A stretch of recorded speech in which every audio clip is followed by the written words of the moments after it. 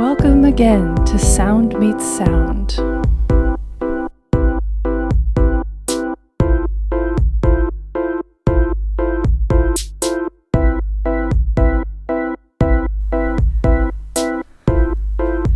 Today, my guest is Ihnen. Welcome. So, why don't you tell everyone a little bit about yourself, your elevator pitch? Let's hear. I think my elevator pitch usually goes something like, I'm Ihnen, I'm a mezzo-soprano, and I'm devoted, rather obsessed with the commissioning, performance, and proliferation of new music or contemporary chamber music. So I like to think of myself I write this, blog called The Sybaritic Singer, and I did a redesign for that now has like a welcome page. And so it's a little bit more front and center, like, who are you? Why are you writing this? And when I first started writing The Sybaritic Singer, I tried to make it a little bit more anonymous, just as I didn't want people to only associate me with the writing aspect because the goal is singing. So I didn't want that to be the thing that takes over. And I know a lot of my friends that run other media platforms like podcasts and blogs and stuff like that start to get associated. Like if that starts to take off a little bit, they get associated with, oh, that's what you do. And I was kind of concerned about that. I was like, no, this is part of what I do. And after having done it now for years, and that when I did this redesign, I was a little bit more open to just being like, yep, this is part of what I do. And I think people get that. I'm not really in danger of people being like, oh, you're only a writer or something. Like that would be a terrible thing. I don't know. Yeah, I think in the community, in recent years, it's become more accepted to wear a lot of hats. Like it's just a necessity in the new music scene to just wear. Exactly. I'll play a lot of different roles. So I think, but yeah, the site looks really good. I was looking at it today. It's a really great Thank you. redesign. Thank you. Well, big shout out to Punked Digital because they are great and they work with a lot of artists. So people that are listening, I think that they should definitely check it out. So as just my little, I was unsure about doing that. And then they're also artists themselves. And I was like, you know what, let's go for it. Let's do the fancy redesign. And I think I'm ready. Let's go for it. Cause I wanted to start doing some more informational product type things without making it seem like some sort of money grab. I didn't want to get into that space and then be like, but I feel like I spent a lot of time doing this kind of stuff and I wanted to start creating different types of ways that people could get involved or run across, Sybaritic Singer or run across new music and vocal music and stuff like that in the way that I talk about it. And so I started a podcast and I started doing these things and kind of just checking it out and being like, okay, well, does this work? Is this cool? And I don't want it to come across as I'm trying to suck pennies from every singer that I've ever met. And I'm like, no, I'm not into that. Yeah, it definitely does not come off as an e-commerce site. Yeah, thankfully. Thank you. So let's talk about your project that you just successfully funded on Kickstarter. It's a collection of lullabies, right? Yeah, it's called Sleep Songs, Wordless Lullabies for the Sleepless. And so that's kind of the working title of it. So I'm not sure if that'll be the digital album name, but that was what it was for the Kickstarter. So I kind of built this idea because Shia had mentioned about wordless lullabies. And in fact, it's really funny that we're talking about it like this because she had interviewed me for an article that she was writing that actually just came out yesterday in Chamber Music America magazine. So we did a very similar thing where I was recording it on my end through Audacity, but it only picked up my answers. So she was saying that she was listening to it later to kind of transcribe some things and that she would hear me kind of laugh every once in a while because you can't hear her side of it. You only hear me go and then say something after it. And she goes, you just have such a musical way of speaking that it was really calming and serene to listen to you respond to whatever I was saying. And that's why she said that was what inspired her tweet that kind of kicked off the whole thing. She goes, listening to that made me go, oh man, I would love something that's kind of like this, but more musical sounds. And instead of just the speaking, but hearing your voice do this kind of thing. So I was like, oh, I like that idea. And then I was like, well, now we're doing it. And then you went and ran a really successful Kickstarter for it. And I think you raised more than your goal, right? Yep, we raised about $1,000 more than the goal was, and that was pretty good. So I kind of shot kind of conservatively for the goal so that I could then have a push goal and stuff like that, just kind of in the mapping out of, good development practices and kind of say like, this is definitely what's going to cover it. And one of the things that you have to be aware of is that, Kickstarter has a fee and things like that. So you need to like build that in. So building in like the commissions and then the costs associated with kind of development in the first place, which I decided to use with Kickstarter. And I decided to go, a couple people asked, and I said, I decided to go with Kickstarter because I really wanted that proof of concept before just diving in and doing it. Because like I said, you bring me an idea and I'm going to make it happen. But I really kind of wanted to see whether or not this is an idea that had legs. And no better way to judge that than ask people to give you money. Right. Yeah, that's a pretty good barometer for interest, as if people will give you money for something. And this is a pretty big project. You're commissioning 20 something pieces from different composers. Yep, 26 composers total.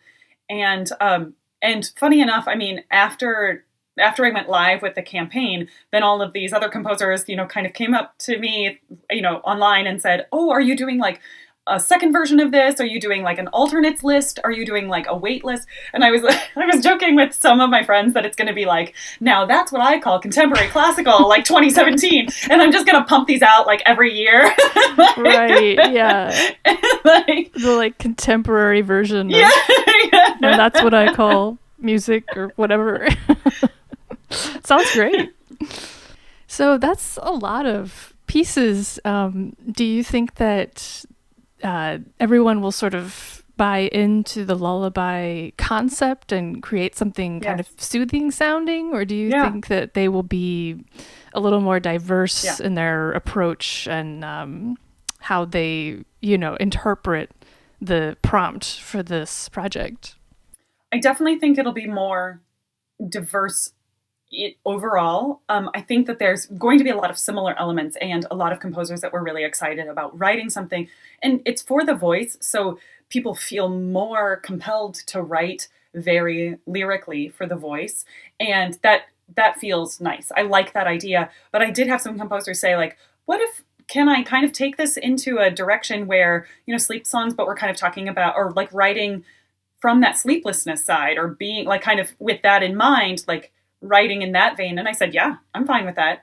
I mean, I don't think that like the more, because I already have, a bunch of them in hand. So that's kind of nice to kind of see which ones are like turning out to be this kind of direction or this kind of direction. And they certainly don't run the risk of sounding the same. So they are like, because all of these composers are so different and really working within different aesthetics. It's exciting to see what they come up with this kind of idea that ends up being more diverse in application. So that'll be cool. Yeah.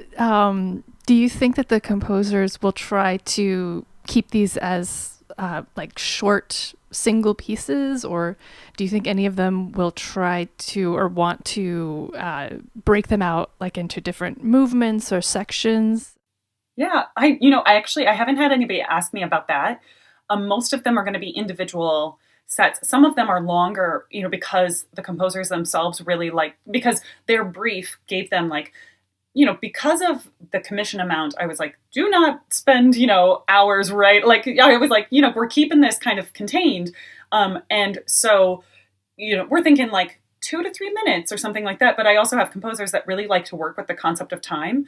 And so they said, would it be okay if I wrote you a longer one? Like, this is just me bringing my aesthetic to it. Does it have to be time specific? And I said, oh, no.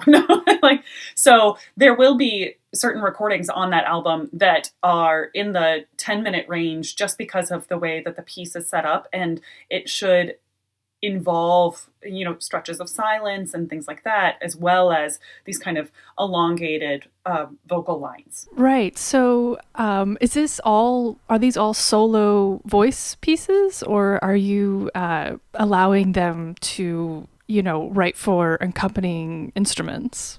Right. So I told them that to keep this project manageable in this way, because 26 commissions can be a little unruly, all in one like recording session. Essentially, recording. I mean, I'm going to record them over time, but put them together in that one recording. I said you can write primarily for my solo unaccompanied voice. That's the general gist of it. If you want to also write for an accompanying instrument, it has to be one that I can play with my skills as is.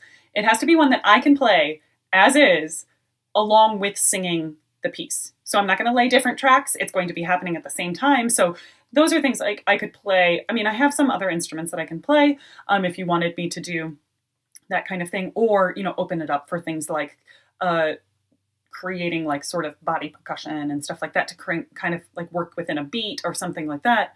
But I also play piano and I play viola and so these kinds of things there are plenty of ways that I could kind of incorporate these other instruments. And then I said, electronics, if I can run them while I'm singing it, then I'm more than happy to do that as well. So I do have some composers that are taking me up on that and making me kind of like baby electronics, so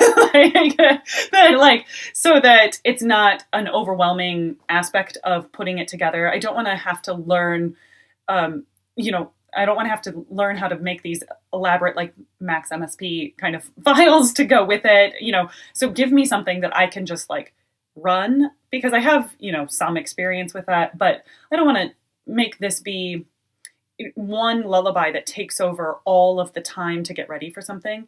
I want to kind of make sure that I'm able to devote the time necessary to each one. And if you give me something that's going to be like, and then I want you to also find this collaborator and find this collaborator, I said that's just going to kind of take me away from what the main idea of this process is for me. So, and most of them have understood that, and like they're more than happy to work within that. And I think it gives them kind of constraints in a good way, where they say like, okay, I'm going to challenge myself to write this for this instrument. And I said, there's an important factor here that I kind of bring up in new music singing a lot, is that singers are always asked to do something else with, like, I'm always asked to play a tambourine or something like that. And I was like, because my one instrument seemingly is not enough. Like, I don't know how to use this one enough to like achieve your dreams of music.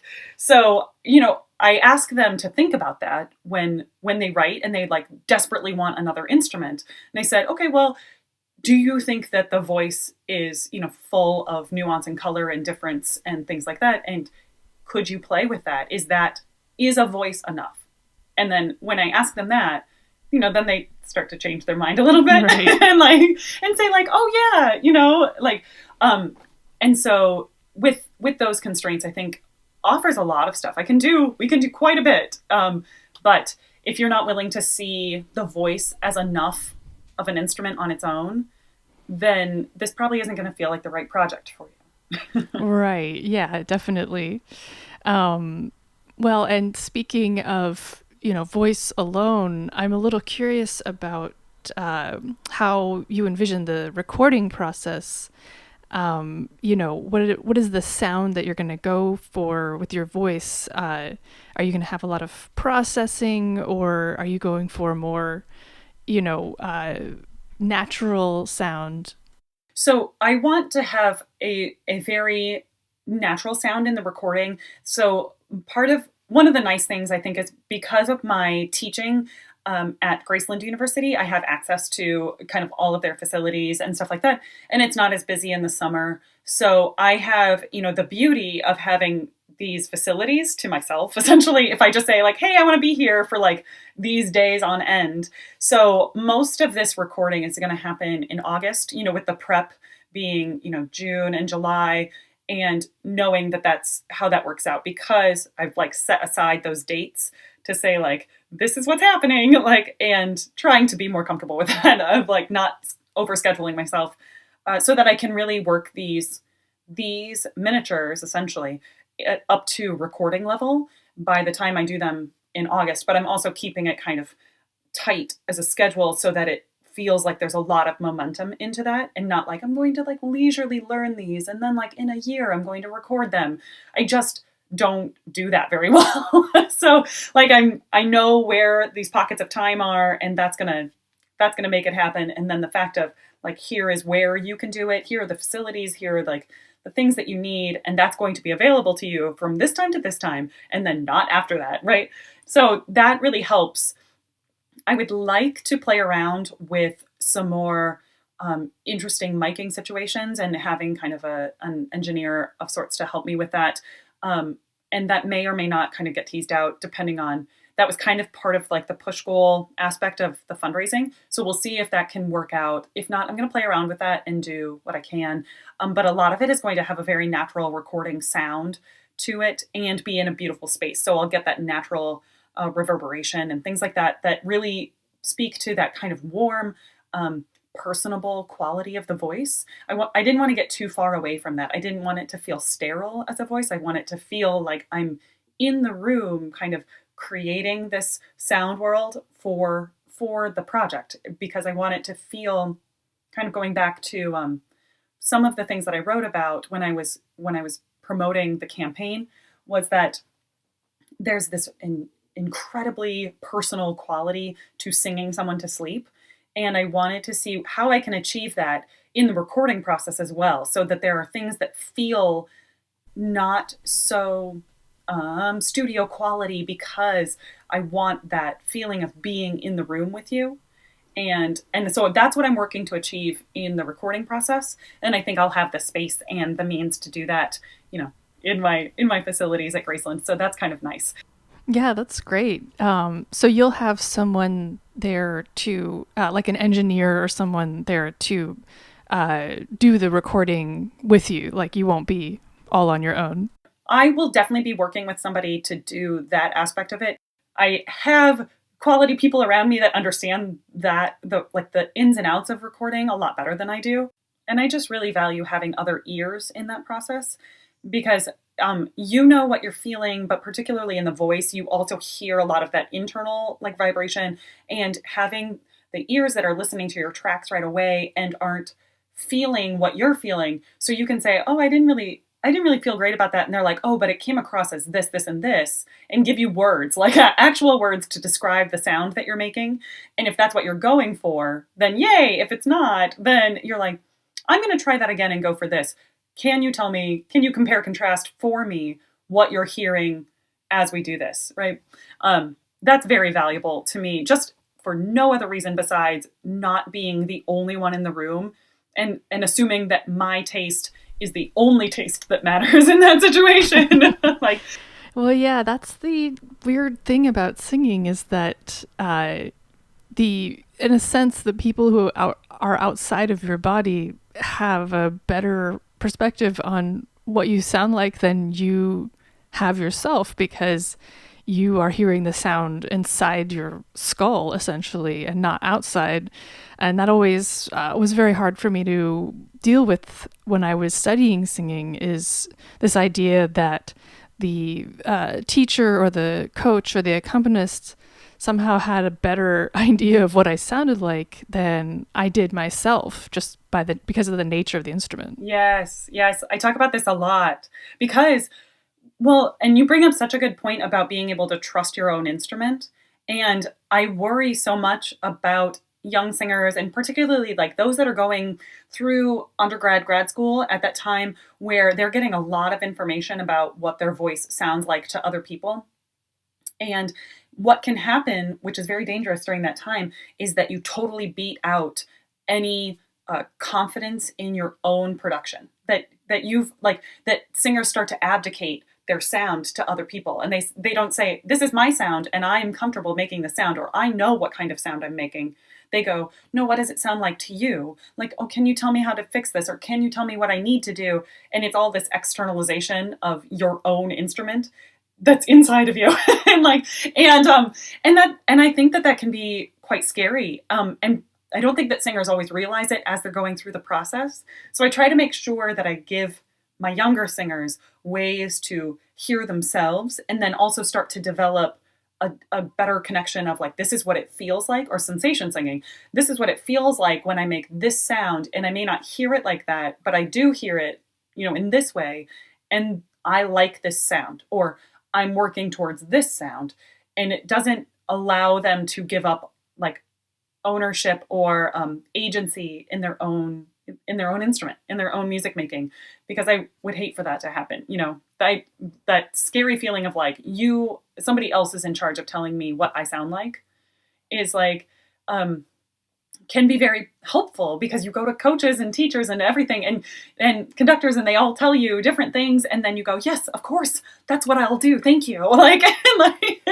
But then at some point you kind of look back and you're like, oh, I don't even know what I'm doing anymore, or something, or I have to look to everybody else to tell me when I'm doing it right. That's a really scary place to be. And I don't want singers, particularly any of my singers that don't go on to study music, to lose that place of saying like, I'm in charge of this. I make the sounds I want to make. And yeah, so that's a soapbox for me at the moment. Yeah, I mean, I think that's where I never got to that point in my studies. I've never heard that term before, sensation singing. I think that, that would have been, that would be nice to have that kind of sense of like, this is my voice. I do have, a say in what sounds I make. And I have to trust how it physically feels when I'm making the sound. So, I think that's a really good point. And, I just, can you teach me singing, Megan? Like, can we do like Skype voice lessons? I think that would be like really helpful for me right now. So. Well, let's do that. You can pay me in wine. Sounds good. Deal. No, sadly, I don't think I'll be quitting my day job anytime soon to be a professional singer. But speaking of day jobs, you teach as your day job, right? Yep. Graceland. Yep. So I teach. So my day job of sorts at the moment is all teaching. So I teach at 2 universities, and I teach a pretty hefty private studio. So which is great, because when I made that transition from working at like an office day job to teaching primarily as my day job, or whatever, it's all different income streams, right? So they all fit together. Like it's all just different pieces of a puzzle, and it moves more and more towards, so now I'm just at a place where all of my income streams essentially reflect arts, like arts in a very holistic sense, because it's a lot of like writing and lecturing on different aspects of art and stuff like that. And then teaching and performing are more and more music based, obviously. So, but yeah, so my teaching stuff is kind of my one various level of my income streams. And all of those, when I made that switch from the office job to teaching, was because I needed more flexibility. And I'm just needing more and more temporal flexibility, and that's harder to do in an office setting than it is with teaching. And the idea being that I'm just on a path of like finding more and more of that, and to like just kind of switching the levels all the time of like, okay, a little bit more of this and a little bit more of this, or a little less of this, trying to always work it out. So I always tell like younger singers or younger friends in music, and they're like, I'm trying to make it happen right now just on earning commissions and just on like whatever it is. And I'm like, wow, that's really intense. Like it's okay to find a gig that's not intense, and let that be like an income stream for a little while until you start to really come into your own as a performer or composer. That's a longer path, and one of my friends, Gaylord, who's a bassist, and if you're on Twitter, you probably have met him through MusoChat or something like that. But he always calls it the Bonnie Jones grant. And he says, like, our day jobs, because Bonnie Jones is this woman who, she was in Baltimore and she was like working her day job. And she goes, yeah, my day job is just the grant that I give to myself. Like, Right. Yeah. and she goes, so he always calls it the Bonnie Jones grant. And I totally picked up on that and ran with it because I was like, oh yeah, my day jobs have always meant that I'm more available to do the things that I want to do and not as stressed out. And that takes time to figure out. Definitely. So.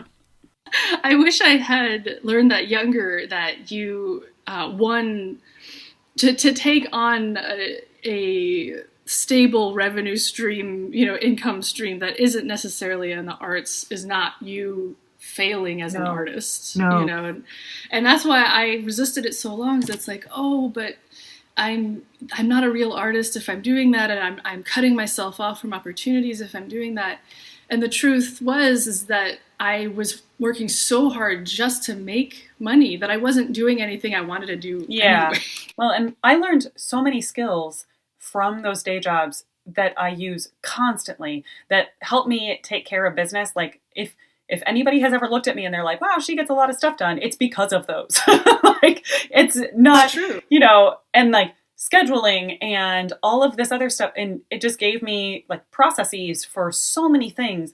And it also helped me make sure that I set myself up. Singing is not a long career. And I know that, it's based on your, like, on your biology. It's based on, how your body goes.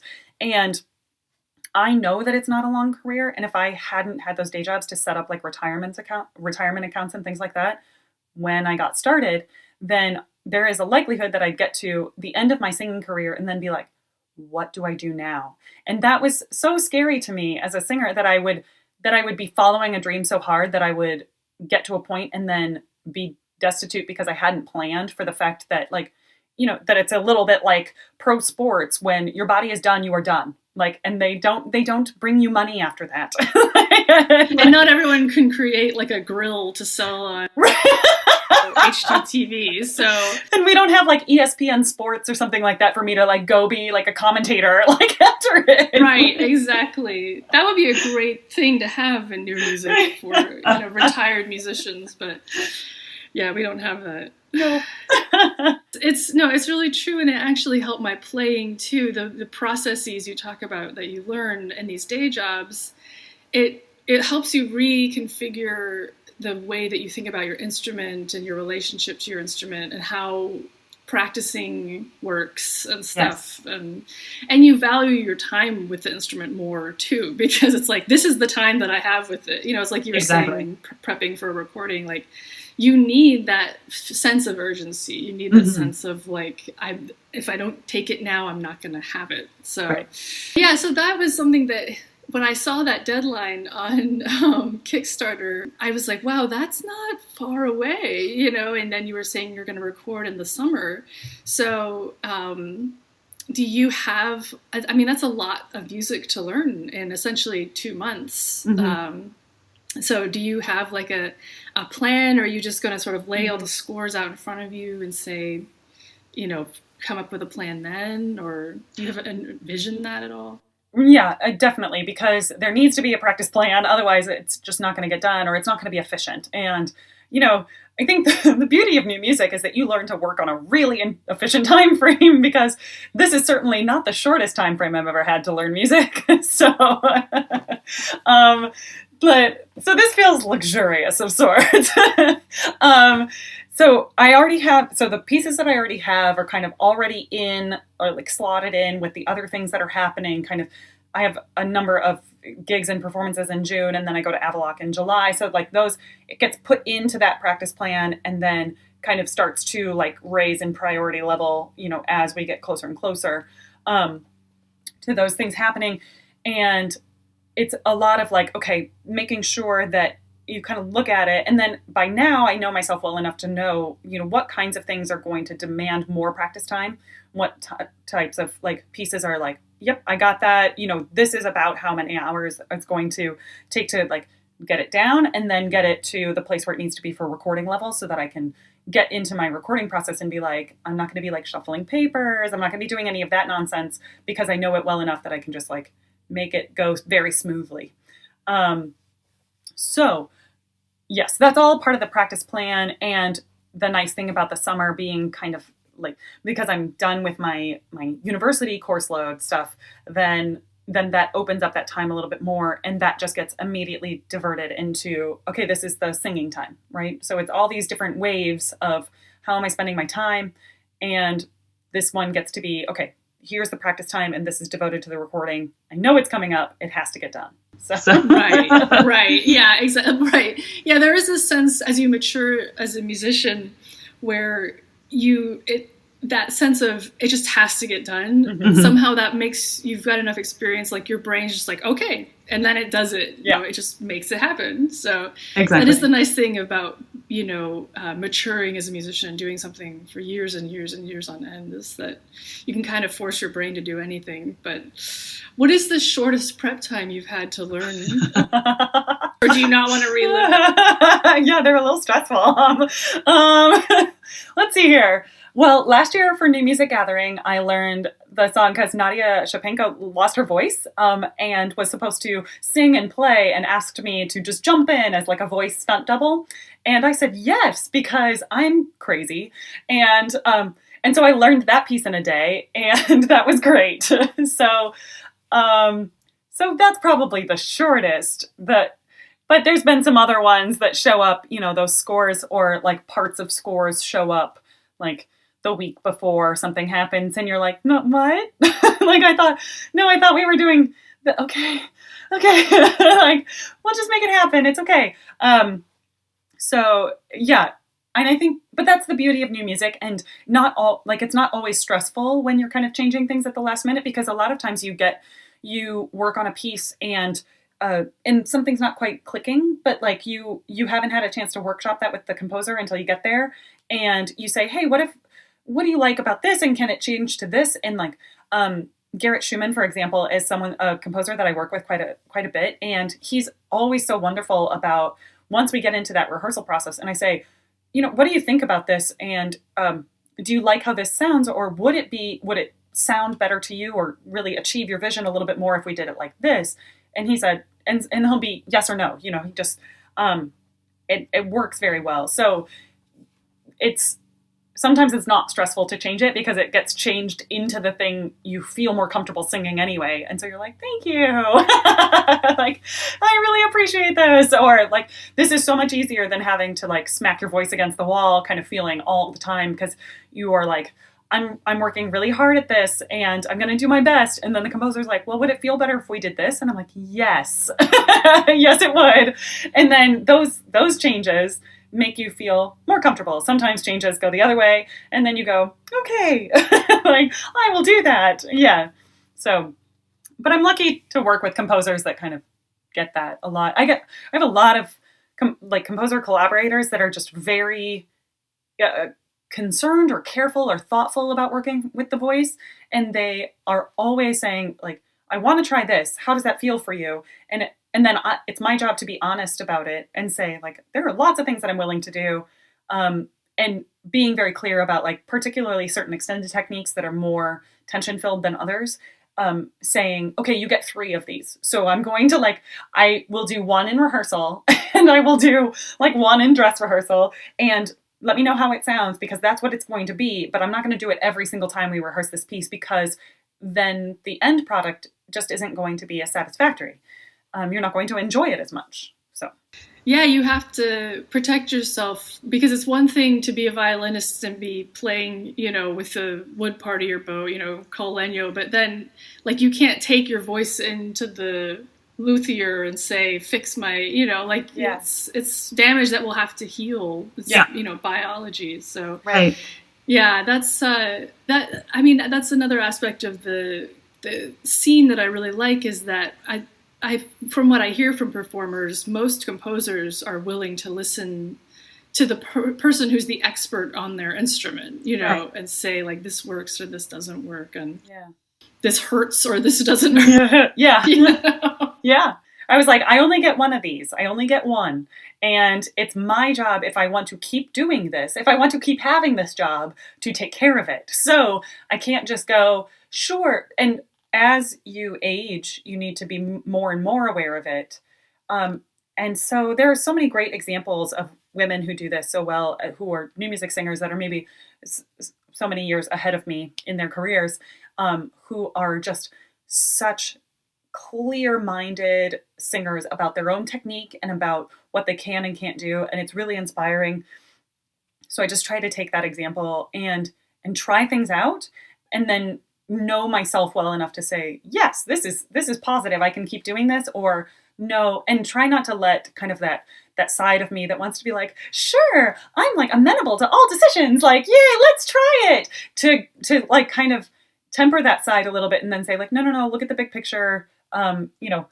Particularly like this, I'm kind of like right in the middle, or like a little pausing point between like two big creative sprint things, or performing sprints. And in the middle of one of those, I was like, oh my gosh, I am really vocally tired and I need to take care of this. And that means less of the things that I can normally do, or less rehearsal where like you show up and I'm like, sure, we can totally rehearse for 6 hours. No big deal. And then I'm like, no, like, Megan, calm down. And like, also be in charge of this. So you have to be the person that says, I need to take a break because I know I can still do this well right now, but I won't be able to do it later. And that is disappointing to me. And I wish it weren't the case, but I have to take care of that. Yeah, especially with the voice, you have to be so careful. So yeah, well, are there any other bits of wisdom you want to share with musicians, or anything about the project you wanted to talk about? Actually, well, I do want to say that about the Kickstarter, because I did put this Kickstarter together and I ran it in 7 days. And I had a lot of people kind of talk to me afterwards about being like, wow, congratulations, it was so fast. And like, how did you do that? And I said, well, yeah, I mean, I ran a 7-day Kickstarter like after 10 years of building a community. So I would like to encourage people to really focus on being an active part of their community. And then when you need to ask for help, then your community will show up for you, because you've been building and you've been participating, you've been helping other people for that whole time, that there's literally no way, there is no actual way I could have showed up after grad school and run a 7-day Kickstarter to fund a recording project of 26 commissions. That is just not something that would have been available to me. I mean, that's me, my own personal example. I'm not saying that other people can't do it. I'm just saying that I have had students ask me like, oh, how do you do this? And I said, oh, okay, well, actively participate in a community for 10 years and then we can talk.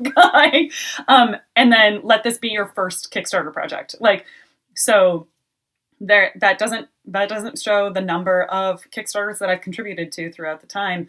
And that doesn't show, the times that I've helped other people, or like showed up for jobs and showed up for like volunteering things and help like move the chairs around at venues and things like that. Because, but think about your projects are always in the context of like where you are at that given time.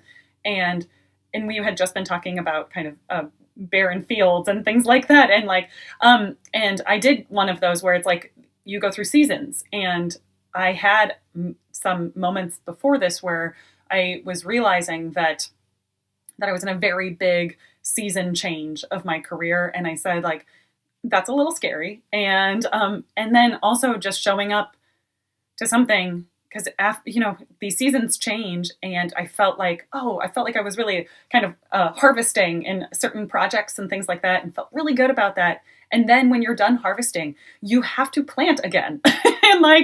and the scary part of that is that it demands of you to find beginner's mind again and say like, oh, okay, I learned all of this stuff in all of these previous projects, but that's not the same thing as what I need to learn right now. And beginner's mind, when you've been doing it for quite a while, can be a scary thing to ask yourself to kind of stay humble and go, well, I don't know that yet. And so I'm about to figure that out.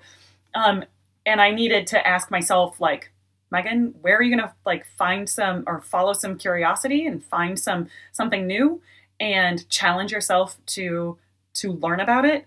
And so I'm doing a lot of planting again, and figuring out what this new season looks like. And that doesn't always feel good.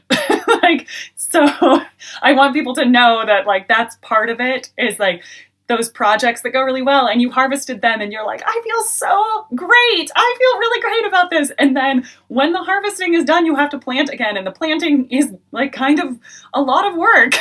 Like, yeah. By the time you've gotten to the harvesting, you've kind of forgotten how that initial planting that led to that harvest got, you know, how you got there. So yeah, it's like a shock to like wake up back in that place. And people think that like, that once you get to a harvesting season, you'll just keep harvesting. Like that's okay. Once you get to your initial harvest season, then it's just harvesting from here on out, baby. Like, but it's not. I know. Yeah, I think that's why it's so dangerous for any artist to harvest too big, too young. Yes, because that can be so shocking. But yeah, it's even, but then as you get older, it becomes harder to start over, and like you say, be humble and be like, and it has to do with that, you know, identity thing. Like, oh, my identity was in this thing that I harvested, and now I'm reconfiguring my identity into. Yeah,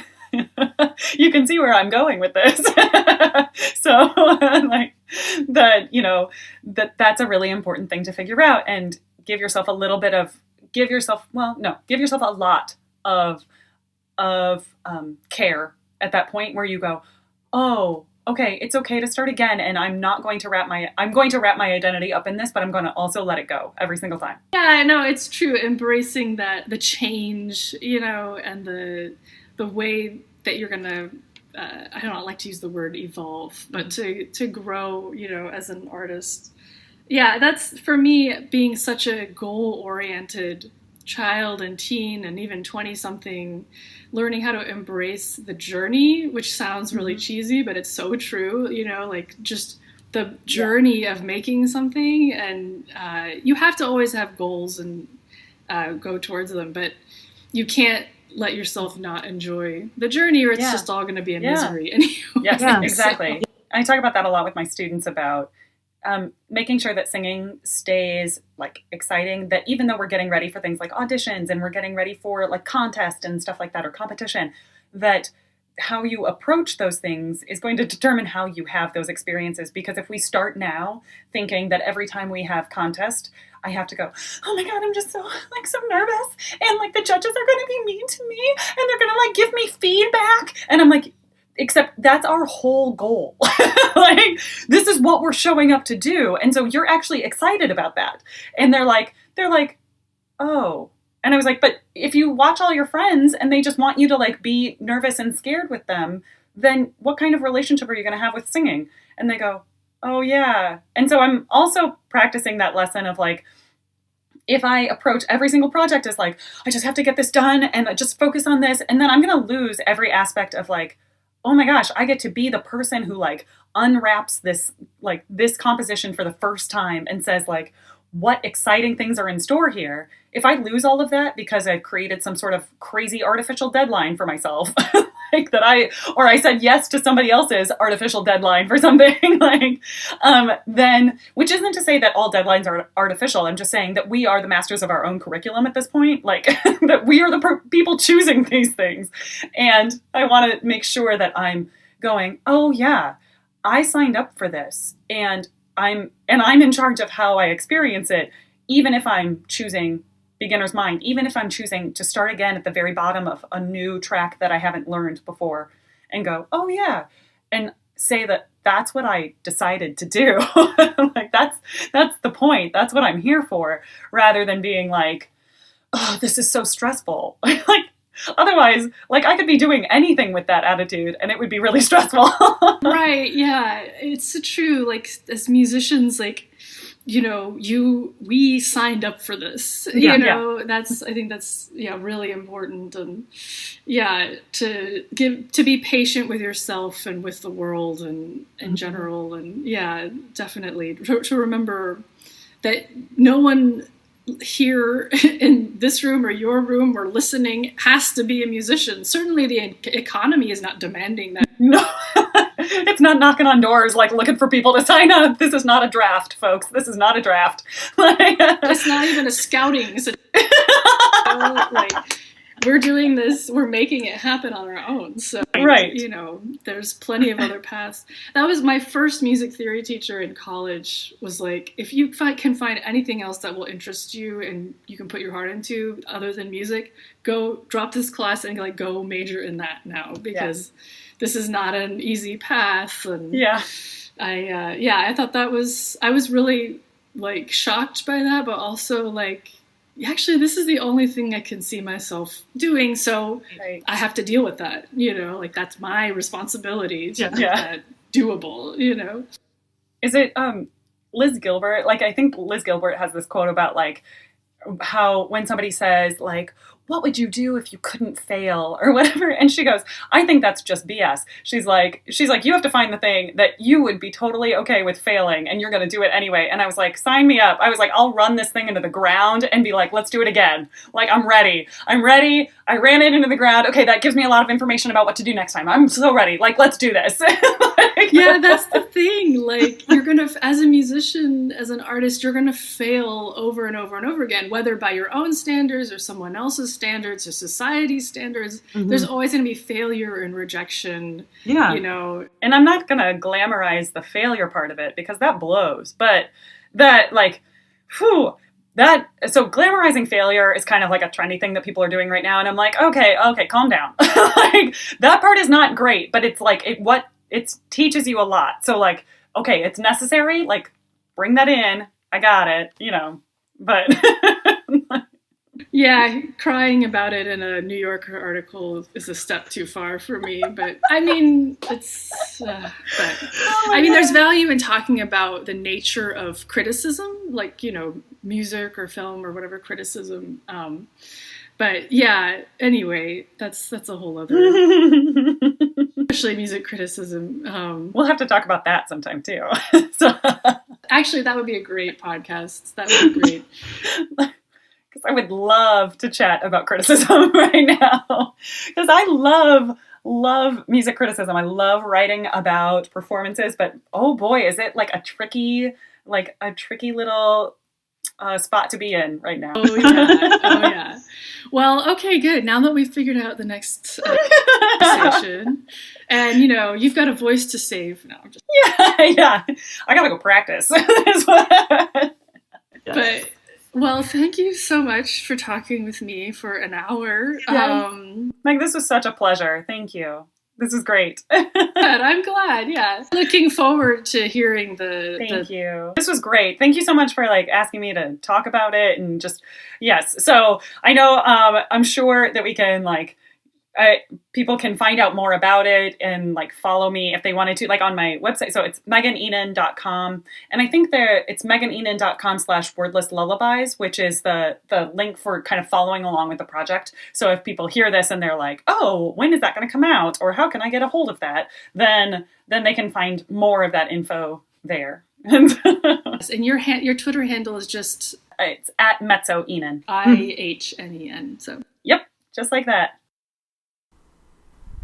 Thank you again to Megan for being on Sound Meets Sound. I thought it would be nice for you all to hear her singing, so she kindly provided this clip of composer Gerrit Schumann's I Pulled a String Out of My Throat from his Folio 1 cycle with a text by Lauren Clark. So this is Megan singing, and Michael Hall is playing the viola.